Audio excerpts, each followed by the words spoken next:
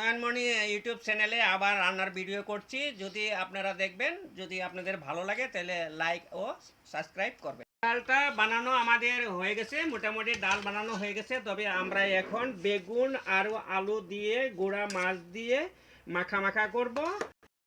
আমরা মাখা মাখা করছি, তবে কাঁচা মরিচ আর পেঁয়াজটা আমরা এবার সোমবারে ঢেলে নিচ্ছি করে ভেজে নিচ্ছি এবার পেঁয়াজটাকে।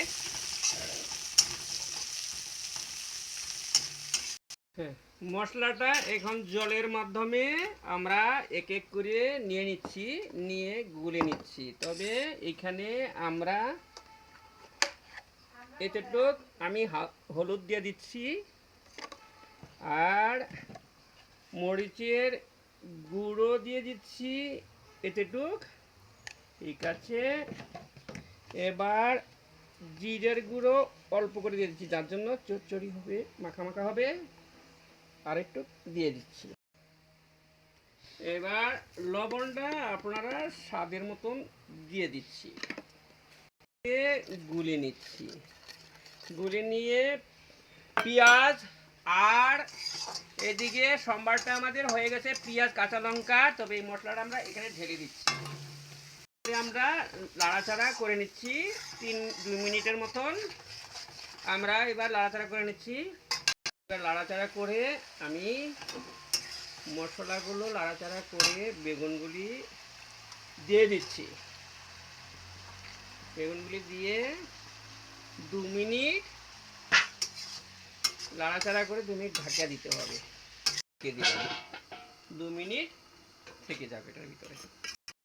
মাছটা আমার আগে ভাজা ছিল, তবে এখন মাছটা আমরা মাছের মধ্যে তরকারিতে দিয়ে দিলাম, দিয়ে একটু লাড়াচাড়া করে দিলাম, দিয়ে অল্প সাধারণ হিসাবে জল দিয়ে দিচ্ছি, লাইট দিয়ে আরেকবার ঢেকে দিচ্ছি।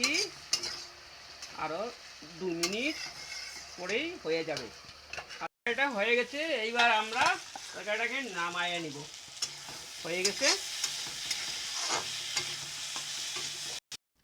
এবার খেয়ে নিচ্ছি, খেয়ে আপনাদেরকে রিভিউ দিচ্ছি।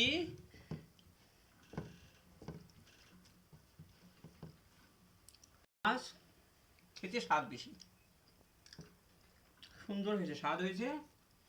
আপনারাও ঘরে এরকমভাবে খাবেন বানাই, খুব ভালো হয়েছে চচ্চড়িটা, মাখা মাখাটা।